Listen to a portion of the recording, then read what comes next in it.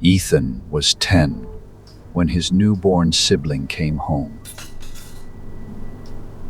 The adults saw a quiet baby. Ethan saw what happened when no adult was watching.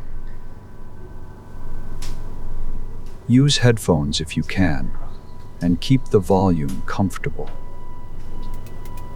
My newborn sibling waited until we were alone. My family has a version of this story that makes me sound cruel. In their version, I was a jealous little boy who could not handle a new baby in the house. I sulked. I lied. I made up things because my parents were tired. And because all the soft voices were suddenly pointed at someone smaller than me. I understand why that version is easier. It fits in a family photo. It lets everyone look at Noah now and see the same person they think they brought home from the hospital. Noah is 21 now. He is polite in the way people call mature. He remembers birthdays. He speaks to my mother gently. He smiles for pictures with one hand in his pocket, always angled toward the light. Everyone loves him. I am 31, and I still avoid standing across from him at dinner, because I do not like seeing his eyes lift before I make a sound. This started the week he came home from the hospital, when the nursery still smelled like powder, warm laundry, and the paint my father swore had dried days ago. I was on summer vacation. My parents were not bad parents. I need that part understood. They were exhausted, careful people trying to keep 2 children alive on broken sleep and microwave dinners. When they asked me to watch Noah, they meant 5 minutes. 10 at most.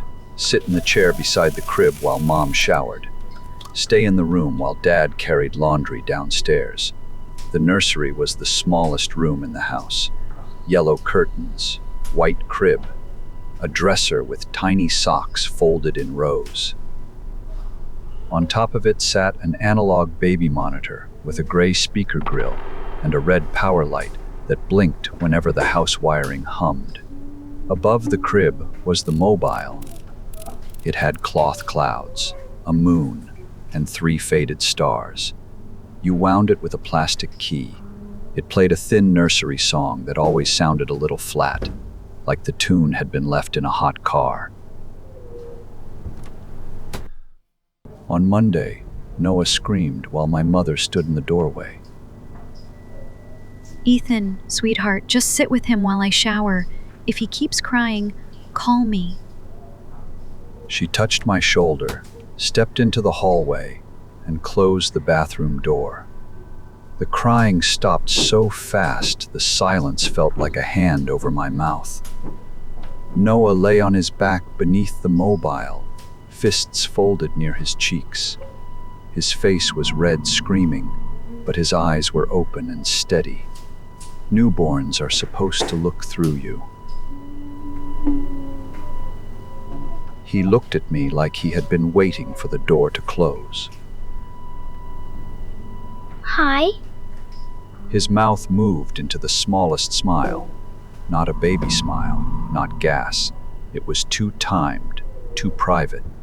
When my mother opened the bathroom door, Noah began crying again, exactly as if someone had pressed play. Tuesday was the mobile. My father wound it before he left the room.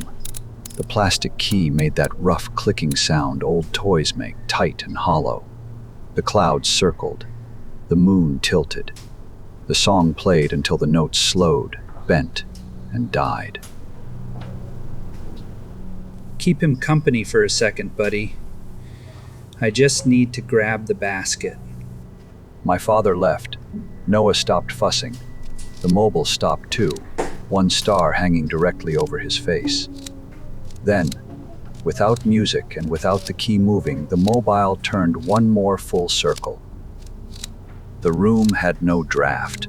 My bare feet were pressed into the carpet. I remember the carpet because I dug my toes into it and told myself I had made the room shake. Noah watched me watch it. When Dad came back, I told him the mobile moved after it stopped. Old toys do weird things, Ethan. Springs slip. He wound it again to prove the mechanism. Noah cried until Dad picked him up, then went soft and helpless against his shoulder. Over my father's arm, Noah looked at me. The smile came back. By Wednesday, I decided the house was haunted, because that was the only explanation a child could survive. While my mother took a phone call in the kitchen, I sat in the nursery chair and tried not to look at the crib. A soft step crossed the hallway outside. Not a creak, a step. Carpet pressing down under weight. I lean around the chair. The hallway was empty. The closet latch clicked behind me. I turned back slowly. The closet door had opened an inch. A yellow rattle rolled from under the crib, its plastic wheel bumping over the carpet with little ticks. Noah could not reach it. Noah could not roll over. Noah could barely hold his own head. Stop it. I whispered it, because I still thought I was speaking to the room. The baby monitor clicked on. It sat on the dresser with its red light blinking, even though no one was speaking through the other half downstairs. The speaker hissed. Then it played my whisper back to me, thinner, smaller, dragged through static. Stop it. I held my breath. The monitor breathed after me. My mother came in then, and everything quit at once. The monitor went back to soft static. The rattle sat beside the crib leg. Noah wrinkled his face and began to cry like a normal newborn, furious and helpless and loud. Ethan, why is the closet open? I said I did not know. She believed that part, but not the rest. On Thursday, Noah stopped waiting for me to understand. I tried to leave the nursery before my mother left the hallway. My fingers touched the doorknob. Before I turned it, Noah screamed. My mother appeared behind me with wet hair and one towel still over her shoulder. She saw me at the door. She saw Noah crying. She saw exactly what Noah wanted her to see. Ethan, I know this is hard, but he is a baby. The word baby made my stomach tighten. I could not explain why. Not yet. She stayed until Noah settled. The second she turned the corner, he stopped crying. The crib bars striped his face with shadow. His eyes moved to my hand, still on the knob. The mobile turned only when I looked at it. I looked away. The room held still. I snapped my eyes back. The moon shifted 2 inches through the air, silent, as if it had been caught mid-thought. The rattle moved closer when I blinked. The monitor clicked. It did not repeat words this time. It repeated my breathing. In, out, in, out. Then the static shaped the first half of my name. That was when the haunted house explanation fell apart. The sounds were not coming from the hallway. The hallway was being used. The closet was being used. The mobile, the rattle, the monitor, all of it gathered around the crib like fingers around a face. Noah was not reacting to the house. Noah was making the house perform. On Friday evening, I tried to keep an adult in the room. My mother was asleep on the couch with one hand still curved like she was holding a bottle. My father was in the kitchen, talking quietly to someone from work. The nursery door was open. I sat on the floor just outside it, where I could see Noah and still hear both of my parents. That was my plan. Child logic. If they were close enough, maybe closeness counted as watching. It did not. The kitchen faucet turned on. My father lowered his voice. My mother shifted on the couch and faced the cushions. For maybe 30 seconds, no adult was looking toward the nursery. The mobile began to rotate. No song, no clicking key, just the cloth moon circling above Noah's face, casting a slow shadow over his eyes. The baby monitor vibrated on the dresser. Its little speaker buzzed hard enough to make the plastic casing tick against the wood. Ethan. I wanted to run to my mother, but Noah opened his eyes. There was nothing newborn in them. No confusion, no wandering focus. They fixed on me with patient irritation, like I had been slow to learn a rule everyone else already knew. His mouth opened. Not much. That was the part that still finds me at night. His lips barely moved. The sound came out too low for that tiny chest, but not like any man who belonged in the room.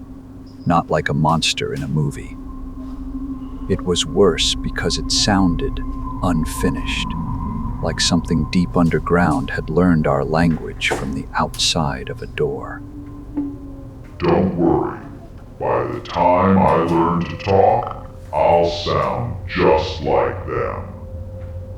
I screamed so hard my throat tore. The house became normal before my parents reached the door. The mobile hung still. The monitor gave one thin line of static. Noah lay red-faced and sobbing, a baby so convincing that for one wild second I hated myself for doubting what I had just heard. What happened? Ethan, what happened? He talked. Who talked? Noah. My father's face changed in a way I had never seen before. Not anger, worry. The kind adults use when they realize the danger is not where the child is pointing. I told them about the mobile, the monitor, the rattle, the smile, the voice. Every detail made them look at Noah less and at me more. After that, they did not leave me alone with him for a while. Not because they believed me, because they thought I needed help. That is how Noah won the first argument without saying another word.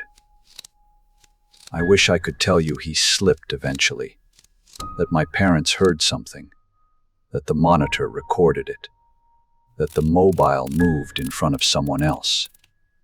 But Noah understood the rule better than any of us.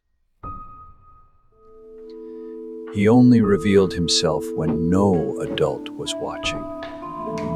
By the time he was old enough to speak, he sounded exactly like a child should.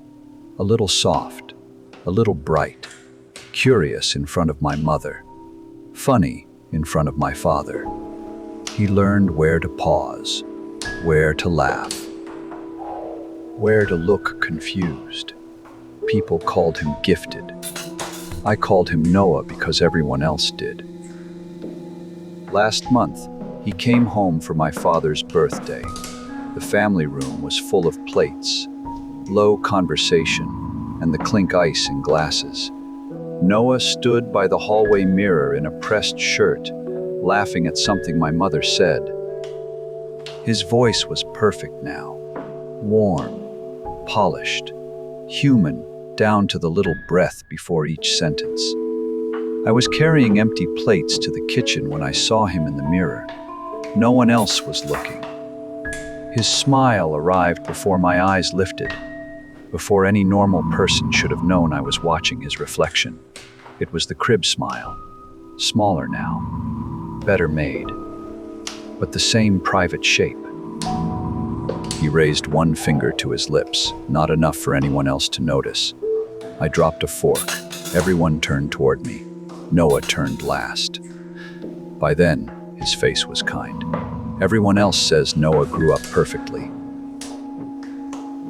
I think he just got better at being watched.